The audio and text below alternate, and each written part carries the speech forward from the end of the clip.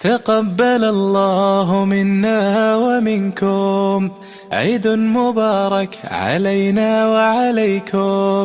تقبل الله منا ومنكم عيد مبارك علينا وعليكم. صمنا أياما أحلى الأيام يا ربي أعدها كل الأعوام. صمنا أياما أحلى الأيام يا ربي أعدها كل الأعوام. يا ربي أعدها كل الأعوام. تقبل الله منا ومنكم عيد مبارك علينا وعليكم. அஸ்ஸலாமு அலைக்கும். Hi friends, welcome to சபிஜியா vlogs. இன்றைக்கி வீடியோவில் என்ன பார்க்க போகிறோன்னு சொல்லி இன்ட்ரோ பார்க்கும் போதே தெரிஞ்சிருக்கோம். ஈத் விலாக் தான்.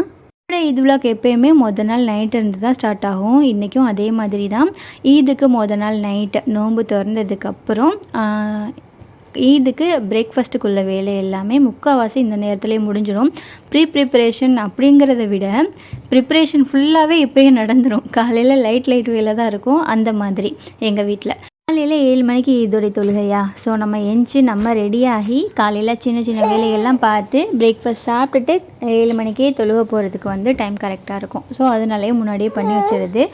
அஃப்கோர்ஸ் எல்லோரும் மாதிரி தான். ஈதுனா வட்டில் போகிறக்குள்ள வட்டில் போகிறது தான் நான் ஃபஸ்ட்டு பண்ணேன். ஏன்னா அது பாட்டில் அவிஞ்சிட்டு இருந்துச்சுன்னா மற்ற வேலையெல்லாம் பார்த்துடலாம் அப்படின்னு சொல்லிட்டு இந்த தடவை கருப்பட்டியில் தான் வட்டலப்போ பண்ணணும்னு சொல்லிட்டு நினச்சிட்டு இருந்தேன். ஆனால் நான் இதுவரை கருப்பட்டியில் வட்டலப்போ பண்ணதே இல்லை.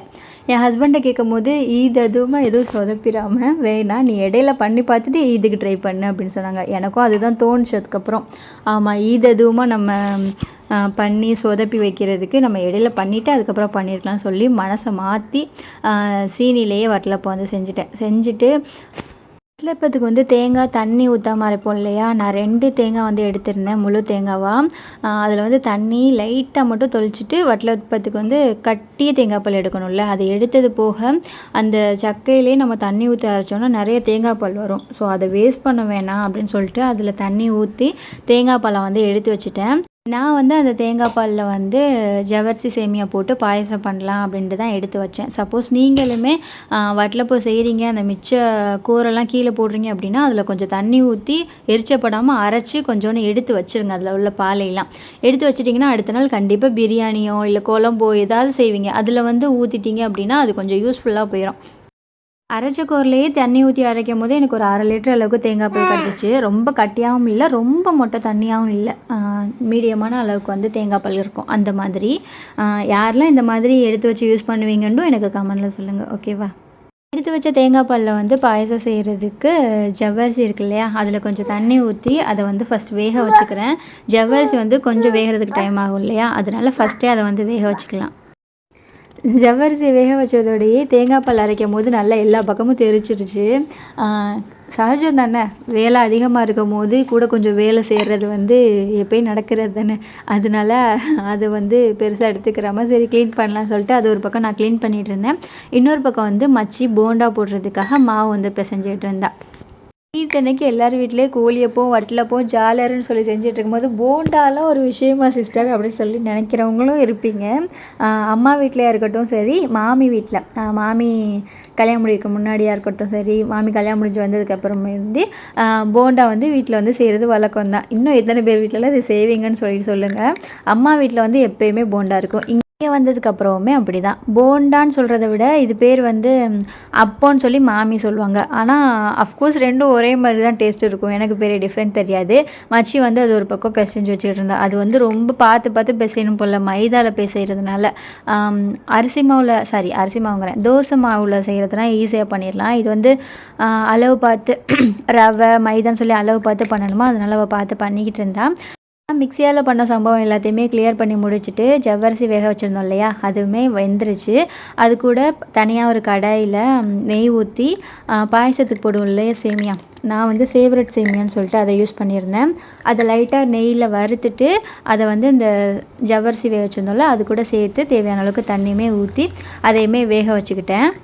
சேமியா வந்துகிட்டு இருக்கும் போது சைடில் அதே கடாயில் நெய் ஊற்றி நட்ஸ் எல்லாமே போட்டு வறுத்து வச்சுக்கிட்டேன். அந்த அன்னைக்கு பாதாம் முந்திரி அதுக்கப்புறம் பிஸ்தா இது எல்லாமே தான் இருந்துச்சு. அது எல்லாத்தையுமே போட்டு வறுத்து எடுத்து வச்சுக்கிட்டேன் தனியாக. இது கூட நீங்கள் டேட்ஸுமே சேர்த்து போட்டு வதக்கி வச்சுருந்தாலுமே அது இன்னும் நல்லா டேஸ்ட் கொடுக்கும். அதை எடுத்து வச்சதுக்கப்புறம் அதே கடாயில் கொஞ்சம் சீனி போட்டு அதை வந்து கொஞ்சம் கேரமலைஸ் ஆகிறதுக்கு தண்ணி ஊற்றி நல்லா கொதிக்க வச்சுக்கிட்டு இருந்தேன். சேமியா நல்லா வெந்ததுக்கப்புறம் இந்த சேமியா கூடயுமே தேவையான அளவு சீனி வந்து போட்டுட்டு நல்லா வந்து கரைய விட்டாச்சு. சேமியா வெந்ததுக்கப்புறம் தான் சீனி போடணும். அதுக்கு முன்னாடி போட்டோம் அப்படின்னா சேமியா வந்து வேகாது. சீனி போட்டுட்டு அது கூட மில்க் மேட் இருக்கு இல்லையா, அதையுமே கொஞ்சம் ஆட் பண்ணிக்கிட்டேன். டேஸ்ட் வந்து இன்னும் நல்லாயிருக்கும். அதுக்காக இதில் தான் சீனி போடுறீங்களே, அதுக்கப்புறம் எதுக்கு தனியாக வந்து கேரமலைஸ் பண்ணுறீங்க அப்படின்னு கேட்டிங்கன்னா, கேரமலைஸ் பண்ணி வந்து ஊற்றும் போது அதோட கலருமே டிஃப்ரெண்ட்டாக இருக்கும், டேஸ்ட்டுமே என்ஹான்ஸ் பண்ணி கொடுக்கும். அதுக்காக தான் அந்த ஜீனி வந்து நல்லா கரைஞ்சி கொஞ்சம் கலர் மாறுற வரை அதை வந்து வச்சுருக்கணும். கேரமலைஸாக வச்சுருந்த ஜீனி வந்து இந்த அளவுக்கு வந்து கலர் மாறுறனா போதும். இதுக்கு மேலே நம்ம கலர் மாறணும் வச்சுருந்தோம் அப்படின்னா அது கலர் வந்து ரொம்ப டார்க் ஆயிரும், இன்னொன்று வந்து கசக்க ஆரம்பிச்சிடும். ஸோ இந்த கலர் வரும்போதே ஊற்றிடலாம். ஊற்றி நல்லா மிக்ஸ் பண்ணி விட்டதுக்கப்புறம் நம்ம தேங்காய் பால் எடுத்து வச்சுருந்தோம் இல்லையா, அதை அப்படியே வந்து சேர்த்துக்கிறேன். அதில் வந்து நான் தண்ணி எதுவுமே சேர்க்கலை. அதுக்கு முன்னாடியே சேமியா இதெல்லாம் வேக வைக்கும்போது கொஞ்சம் கொஞ்சம் தண்ணி சேர்த்துருந்தோம் இல்லையா, அது வேகிறதுக்காக அந்த தண்ணியே போதும். தேங்காய் பால் சேர்த்ததுக்கப்புறம் கொஞ்சம் இனிப்பு இல்லாத மாதிரி இருந்துச்சு, அது கூட எக்ஸ்ட்ரா வந்து இனிப்பு சேர்த்து நம்ம கீழே ஃப்ரை பண்ணி வச்சுருந்த நட்ஸையுமே இது கூட சேர்த்துட்டு நெகசூடுன்னு சொல்லுவாங்க இல்லையா, அந்த நெகசூடு வந்ததுக்கப்புறம் அடுப்பை ஆஃப் பண்ணிடலாம். ரொம்ப கொதிக்க விட்டுறக்கூடாது, தேங்காய் பால் இல்லையா தெரிஞ்சு போயிடும். நெகசூடு வந்ததுக்கப்புறம் அதை ஆஃப் பண்ணி வச்சுருங்க. அதுக்கு மேலே வந்து லைட்டாக வந்து கீ மட்டும் ஊற்றி விட்டிங்க அப்படின்னா சூப்பராக ரெடி ஆயிரும், டேஸ்ட்டாக இருக்கும். ஒரு தடவை செஞ்சு பாருங்கள் வெறும் தேங்காய் பாலில். நான் அது எல்லாமே பண்ணி முடிக்கிற கேப்பில் மச்சி வந்து மாவுமே ரெடி பண்ணிட்டா. அந்த அன்னைக்கு மட்டும் இந்த மாவில் செய்வீங்களா அப்படின்னு கேட்டால் கிடையாது, இது வந்து நிறைய மாவு தான், அதுக்கு அடுத்த நாளுமே வச்சுக்கரலாம். சார் ரெடி பண்ணியாச்சு. அப்போ வந்து மாவுமே ரெடி பண்ணியாச்சு. காலையில் வந்து அப்பத்தை வந்து சுடணும். அதுக்கு இடையில வந்து வட்டலப்போ வந்து வேக வச்சுருந்தோம் இல்லையா, அதுவுமே சூப்பராக வந்து வந்துருச்சு, நல்லா பீஸ் போடுற மாதிரி. 3 வேலை முடிச்சதுக்கப்புறம் மச்சி வந்து இடியப்பம் அவிக்கிறதுக்காக மாவு வந்து பிசைஞ்சிக்கிட்டு இருந்தா. அவள் வந்து இடியப்பம் வச்சுட்டு நான் கறி குழம்பு வைக்கிற மாதிரி இருந்துச்சு. கறி குழம்புக்கு தாளிச்சு விடும் போதெல்லாம் வீடியோ எடுக்க முடியலை, ஏன்னா கறி வந்ததும் லேட்டு, அது கூட பசியும் சேர்ந்து வந்துருச்சா. ஸோ சாப்பிட்றதுக்காண்டி வந்துட்டோம். அன்றைக்கி நோம்புக்குள்ளே ஃபுல்லாக பரோட்டா சாப்பிட்ல அப்படின்னு சொல்லிட்டு பரோட்டா வந்து கிரேவிங்ஸாக இருந்தனால ஹஸ்பண்ட் வந்து பரோட்டாவும் பட்டர் சிக்கன் வாங்கிட்டு வந்திருந்தாங்க. ஸோ அதை சாப்பிட்டு முடிச்சுட்டு அதுக்கப்புறம் தான் கிச்சனுக்கு வந்தேன். இது எல்லாமே தான் ரெடி பண்ணது, ஒவ்வொன்றா காட்டுறேன். பாயசம், வட்டலப்பம், இடியப்பம் ரெடி ஆயிடுச்சு. அந்த மாவு வந்து பிசைஞ்சிருந்தோம் இல்லையா, அதுவுமே ரெடி ஆயிடுச்சு. காலையில் இருந்துச்சு, இது எல்லாத்தையுமே சூடு பண்ணிவிட்டு அந்த போண்டாவுக்கு மாவு எடுத்து வச்சுருந்தோம் இல்லையா, அதை வந்து பொரிச்சிட்டு டீ போடுறதான் வேலை. மற்ற எல்லா வேலையும் முடிஞ்சு இப்போவே மட்டனுமே ஒரு பக்கம் சூப்பராக ரெடி ஆகிருச்சு. அதில் தேங்காய் மட்டும் அரைச்சி ஊற்றி நல்லா கொதிக்க வச்சு ஆஃப் பண்ணோன்னா அவ்வளோதான். அதுக்கப்புறம் ஈத் காலையில் எடுத்த வீடியோ தான். இன்றைக்கி காலையில் நான் எழுந்துச்சி ரெடி ஆகிருந்தேன். மச்சி வந்து போண்டா இது எல்லாமே சுட்டுக்கிட்டு இருந்தா. ரெடியானதோடையே எல்லோரும் உட்காந்து ஒவ்வொரு ஆளாக சாப்பிட ஆரம்பித்தாச்சு. ஏற்கனவே சொன்ன ரெசிபி தான், அந்த அப்பம், வட்டலப்பம், இடியாப்பம், அப்புறம் வந்து மட்டன் குழம்பு, பாயாசம், அவ்வளோதான். அல்ஹம்துலில்லாஹ். யார் வீட்டிலலாம் இதே மெனுன்னு சொல்லுங்கள், ஏன்னா ராம்நாட்டில் வந்து மோஸ்ட்லி இந்த மெனு தான் இருக்கும். அதனால் அவ்வளோ எல்லாமே உட்காந்து நிறைய சாப்பிட முடியாது இல்லையா, அதனால் கொஞ்சம் கொஞ்சம் மட்டும் சாப்பிட்டுட்டு தொழுகிறதுக்காக கிளம்பியாச்சு. இந்த ஆர்வம் பெற்றோர்கள் கவனத்தில் வையுங்கள். ரமலானுக்கு மட்டுமல்ல, எல்லா தினத்திலும் பிள்ளைகளுக்கு கற்றுக் கொடுங்கள். மார்க்கத்தை அவர்களுக்கு வழிகாட்டுங்கள். அல்லாஹ்வுடைய செய்தியை நினைவுபடுத்துங்கள். ஏன் தெரியுமா, இது ஒரு சுயநலமான ஒரு வாழ்க்கை. ஏனென்றால் நாம் நம்முடைய பிள்ளைகளுக்கு அழகிய முறையிலே வாழ்வியலை கற்றுக் கொடுத்தோம் என்று சொன்னால், நாளை நாம் முதியவர்களாக மாறும் பொழுது அவர்கள் நம்மை அரவணைப்பார்கள். கல்வி கொடுப்பதில் எவ்வளவு ஆர்வம் காட்டுகிறோமோ, பிள்ளைகளுக்கான செல்வத்தை திரட்டி சேமிக்க வேண்டும் என்று எவ்வளவு ஆர்வம் காட்டுகிறோமோ, அதைவிட நல்ல குணங்களை, மார்க்க சிந்தனைகளை, அல்லாஹ்வுடைய இறையச்சத்தை அவர்களுக்கு அதிகம் ஊட்டணும். ஏன் சொல்றது தெரியுமா, இன்றைக்கு நம்முடைய ஜமாத்தின் சார்பாக முதியோர் இல்லங்கள் நடத்துகின்றோம். அங்க போய் பாருங்க, எத்தனை முதியோர்கள் அங்க இருக்கிறாங்க தெரியுமா. யாருக்கு பிள்ளைகள் இல்லாமல் இல்லை, யாரும் வாரிசு இல்லாதவர்கள் இல்லை, வாரிசுகள் இருந்தும் தாய் தந்தையர்கள் இருந்தும் புறக்கணிக்கப்பட்டது. அல்ஹம்துலில்லாஹ். ஈதுடைய தொழுகை நல்லபடியாக தொழுது முடிச்சுட்டு அங்கே வந்து பயான் சொல்லிக்கிட்டு இருந்தாங்க, அதான் கேட்டுருந்தோம். பயான் சொல்லிகிட்டு இருக்கும் போது ஒரு விஷயம் வந்து எனக்கு ரொம்பவே டச்சிங்காக இருந்துச்சு. என்ன விஷயம்னு சொல்லிட்டு நான் உங்கள்கிட்ட சொல்கிறேன் சிம்பிளாக. இப்போது நம்ம பசங்களோ இல்லை நம்மளுக்கு தெரிஞ்சவங்களோ காலேஜ் வந்து வேஸ்ட் பண்ணிட்டாங்க, இல்லைனா ஸ்கூல் விங் வந்து 1 இயர் வேஸ்ட் பண்ணிட்டாங்க, 2 இயர்ஸ் வேஸ்ட் பண்ணிட்டாங்க அப்படின்னா நம்ம பேரண்ட்ஸாக இருந்தாலும் சரி, தெரிஞ்சவங்களாக இருந்தாலும் சரி, ரொம்ப வருத்தப்படுவோம். 1 வருஷம் வீணாக போயிடுச்சு அப்படின்னு சொல்லிட்டு. ஆனால் நம்ம பிள்ளைங்க 7 வயசுக்கு மேலே தாண்டியும் தொழுகாமல் இருக்காங்க. அதை நம்ம வந்து பெருசுபடுத்தி கேட்குறதே கிடையாது. அதை வந்து அவங்க சொல்லும் போது ரொம்பவே டச்சிங்காக இருந்துச்சு. ஆமாம்ல, ஸ்கூலிங் வேஸ்ட் பண்ணிட்டோம், காலேஜ் வேஸ்ட் பண்ணிட்டோம் அப்படின்னா பேசுகிற நம்ம பிள்ளைங்க தொழுகாமல் 1 வருஷத்தை வேஸ்ட் பண்ணிட்டாங்க, 2 வருஷம் வேஸ்ட் பண்ணிட்டாங்கங்கிறத நம்ம பெருசாக எடுக்க மாட்டேங்கிறோம்ல அப்படின்னு சொல்லிட்டு இந்த விஷயத்தை உங்கள் கூடயும் ஷேர் பண்ணிக்கணும் போல தோணுச்சு. அதனால் ஷேர் பண்ணிக்கிட்டேன். தொழுகிறதுக்கு யாரெல்லாம் போகணுன்னு சொல்லலைல உங்ககிட்ட. தொழுகிறதுக்குன்னா என் ஹஸ்பண்டோட ஃப்ரெண்டு இர்ஃபான் அண்ணா இருக்காங்க இல்லையா, அவங்களோட ஒய்ஃபு. அவங்களுக்கு கல்யாணம் ஆயிடுச்சுன்னு நான் இப்போ தான் வீடியோவில் சொல்கிறேன்னு நினைக்கிறேன். அவங்க 4 பேர் தான் போயிருந்தோம். மாமா வந்து நடந்து வந்திருந்தாங்க. தொழுகிறதுக்கு அஸ்ராமாவை கூட்டிகிட்டு போகல, ஏன்னா கரெக்டாக நாங்கள் கிளம்பி போகும்போது தான் அவங்க முழிச்சாங்க. அதனால் வந்தோடனே அஸ்ராமாவை குளிக்க வச்சு ரெடி பண்ணிவிட்டு தொழுதாச்சு, பிள்ளைங்களை ரெடி பண்ணியாச்சு. அடுத்து என்ன, ஈத் காசு தானே, அதையுமே மாமாட்ட வாங்கிட்டு இருந்தோம். வாங்கிக்கோங்க, வாங்கிக்கோ அஸ்ரா. பெருநா காசுக்குள்ள இவ்வளோ யோசிக்க கூடாதுடி.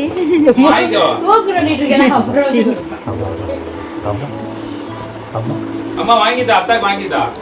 இந்த கலர் வேணாமா அஸ்ரா? இந்த கலர் பிடிக்கலப்பா, எனக்கு ஒரு பச்சை கலர் வேணும்.